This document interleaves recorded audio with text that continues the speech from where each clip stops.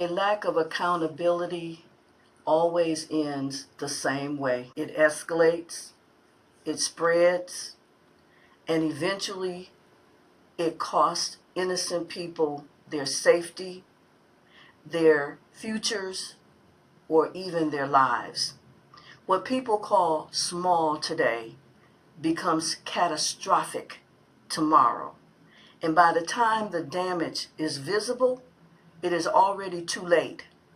Speeding is not harmless under any circumstances, unless you are on a court that is free, where you've paid to go and drive recklessly and as fast as you want. Entitlement is not harmless. And protecting recklessness because someone is talented is how innocent people pay the price. This video is about Sha'Carri Richardson, her recent arrest in Florida, and what this incident reveals about a much deeper issue: the absence of accountability when talent, celebrity, and entitlement collide. This is not about hating her. This is wishing that someone that loved her would be there and be the voice of reason. This is not about tearing her down. This is about building her up and causing her to stop being a child and grow up and be an adult. Tapping her on the hand and being with her and being behind her for sisterhood. You're flashing them to get out of your way, are you? Let's give you a path to get past them. See what you do.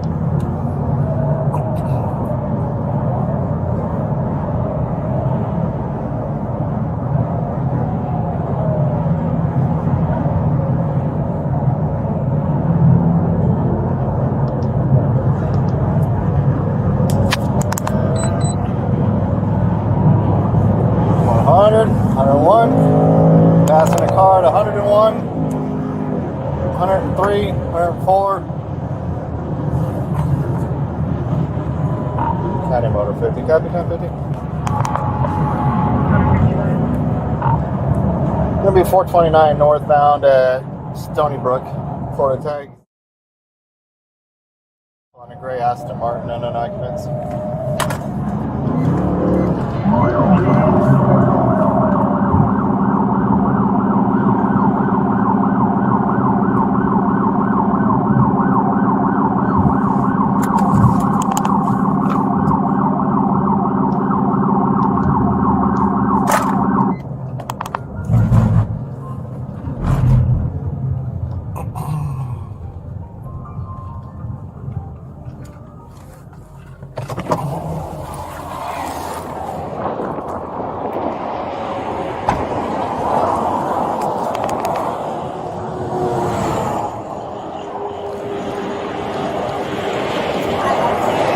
I would wipe that smile off your face. I'm Sergeant McDaniels with the Orange County Sheriff's Office. You're being stopped for dangerous excessive speeding. I understand my tire at the back is like literally on 29. So you're driving at 100. Hold on.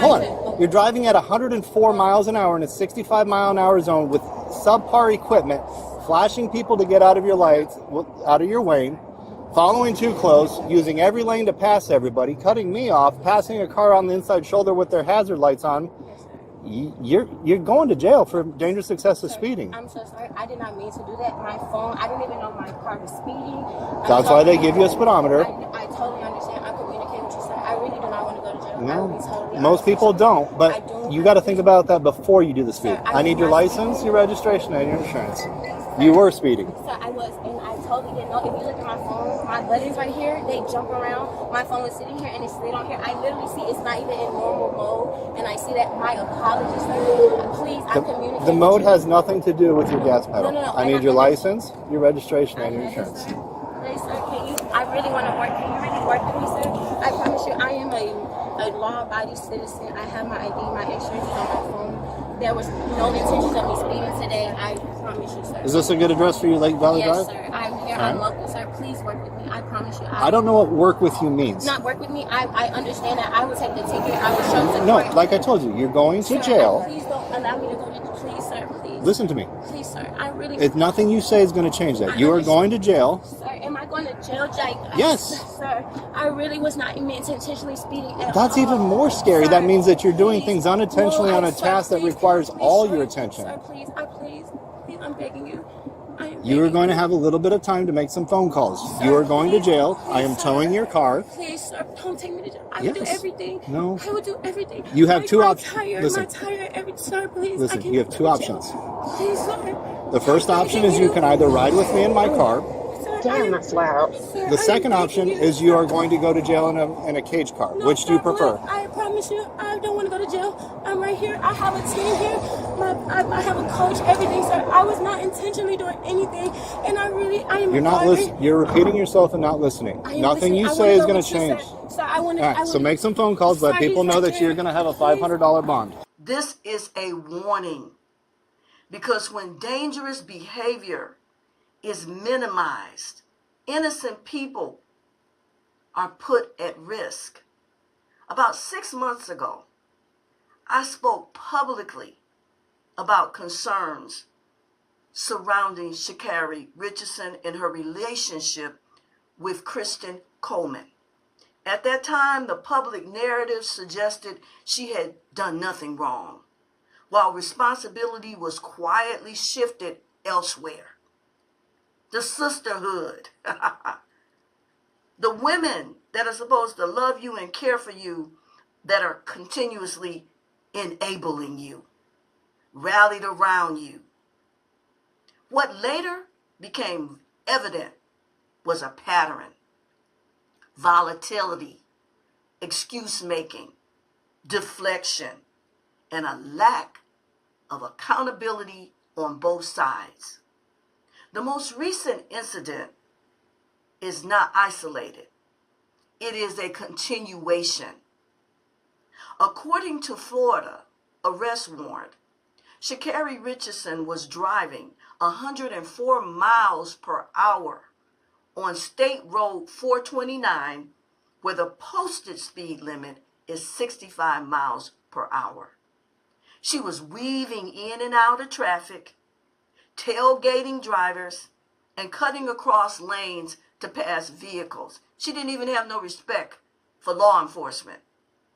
Under Florida law, this qualifies her and anyone else in this violation as a super speeder conduct, a designation reserved for the most dangerous and reckless driving behavior.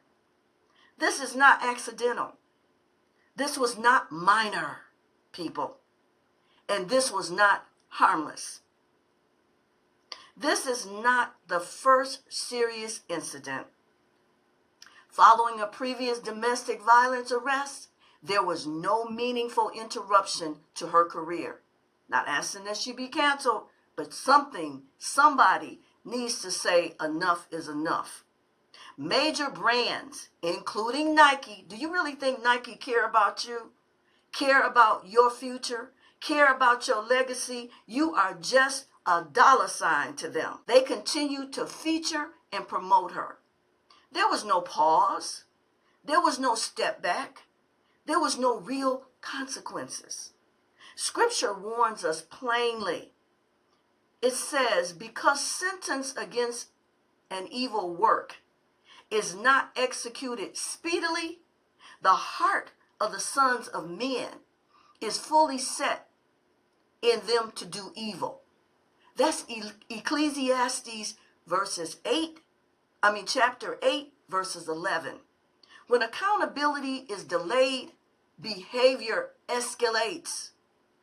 This is not one mistake for Sha'Carri. This is a pattern. Boundary pushing, excuse making, deflection. Every incident is explained away. Every warning sign is minimized. And this is exactly how tragedies happen. Now, this is why it matters to me personally. When I was 23 years old, my grandmother and I were driving on the I-75 freeway We were on our way to pick up my paycheck because I was on vacation and then go get measured for my cousin's wedding. While driving, I noticed a group of young people driving back and forth across lanes, speeding up, cutting people off, forcing drivers to slam on their brakes. They were treating the freeway like a game. I saw what they were doing. God had given me the foresight to see it, to get ready to get away from it. My grandmother even seen it. And she said, "Look out, baby." And I said to her, "I see him, Mom. I'm going to go around them." I attempted to go around them to protect myself and my grandmother. At that exact moment that I attempted to change lanes to avoid them, they jumped directly in front of me. To avoid hitting them, because the law was if you hit somebody from behind, you're what? At fault. So I slammed on my brakes to avoid hitting them. My car skidded from the far right of the free I-75 to the far left across the entire freeway. A semi-truck hit my car, slammed it against the embankment that divides both sides of the freeway. My grandmother, who was in her late 70s, was thrown over 100 feet out of the car. And on top of that, a small traveling or transport truck ran over her a second time. I was knocked unconscious. I fractured my C3 and C4 vertebrae. Normally, death sentence or not walking. And I was rushed into emergency surgery, not knowing if I would ever walk again. Doctors removed a nickel-sized piece of my hip bone on the right, infused it into my cervical spine, which they call a bone fusion. I spent 30 days in traction on a circular bed with pins screwed into the side of my skull. I wore a neck brace after being released from the hospital for over 9 months. That crash shut down I-75 for hours. My grandmother and I never made it to the wedding. My cousin had to bring her wedding party to visit us in the hospital on her wedding day. But lives were interrupted, joy was stolen, trauma was inflicted because people thought recklessness was funny, and it was a small thing. By the grace of God, me and my grandmother survived. Even more a miracle that she survived with the skull injuries that she had, the massive injuries to her skull. Came out of it without any cognitive setback. Praise be to God. And I was able to walk, wasn't paralyzed. So I'm thankful to God. But I want to emphasize why speeding, breaking the law on the road and highway, whether you're under the influence or not, is dangerous, and it will cost somebody. And I don't take that lightly. I always wore my seatbelt. I asked everyone who rides in my vehicle to wear one. Years ago, you couldn't force people to wear a seatbelt because it wasn't the law. You could choose to do it and my grandmother chose not to. And that decision nearly cost her her life.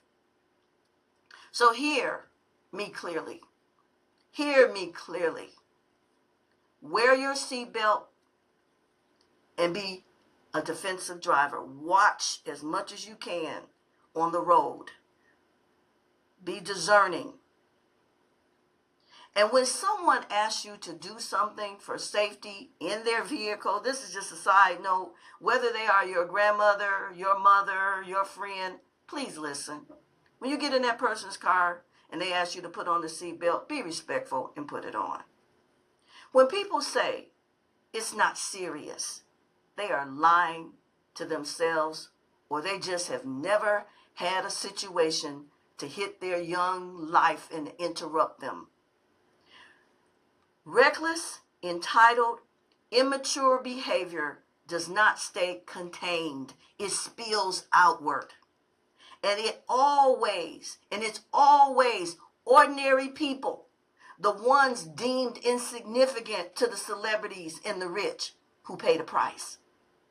Someone needs to tell Sha'Carri the truth. Someone needs to stop shielding her from consequences long enough for her to confront who she has become or who she always was. She needs to see herself, because the cost will not stay theoretical. It will be somebody's son, somebody's daughter, somebody's grandmother, somebody's family who may not return home. And they may not be as fortunate as me and my family were to survive.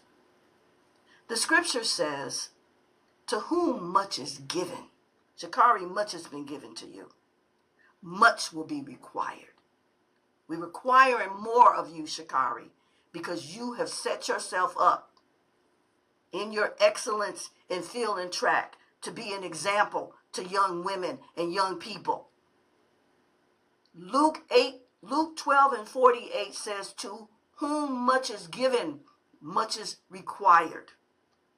Influence carries responsibility. And when responsibility is rejected, destruction follows. Talent without integrity is a liability. Fame without discipline is dangerous. And influence without accountability destroys families and lives. I'm Deborah. This is Family Still Matters. This channel exists to protect families, to speak truth plainly, and to bring wisdom, knowledge, and understanding where culture refuses accountability.